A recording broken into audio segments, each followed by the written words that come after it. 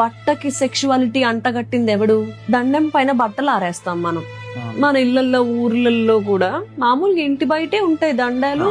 ఇంటి కింద నుంచి ఎవరైనా వెళ్తుంటే మన దండాలు కనిపిస్తాయి, మన బట్టలు కనిపిస్తాయి. మగాడి అండర్ వేర్ కనిపించినంత స్వేచ్ఛగా ఆడపిల్ల అండర్ వేర్ ఆ దండం మీద కనిపించు.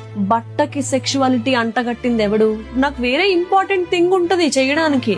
నేను ఇప్పుడు మాట్లాడుతున్నాను, బ్రా స్ట్రాప్ కనిపిస్తే నా జీవితం అంతా ఈ సర్దుకోవడంలోనే పోవాలా? నేను మాట్లాడే మాటకు ఉపయోగం లేదు, నేను ఆలోచించే ఆలోచనకు ఉపయోగం లేదు, నా అస్తిత్వానికి ఉపయోగం లేదు. నా బట్టకు మాత్రమే ఉందా విలువ? నా బట్టకు మాత్రమే రెస్పెక్ట్ ఇస్తారా మనుషులు, నా చుట్టూ ఉన్న వాళ్ళు? మగవాడి అండర్వేర్ దండెం పైన స్వేచ్ఛగా అలా వేలాడిద్ది, ఎందుకంటే దానికి సెక్షువాలిటీ అంటించలేదు. దానికి మగాడు మగాడు వావ్ మగాడు అది లేదు.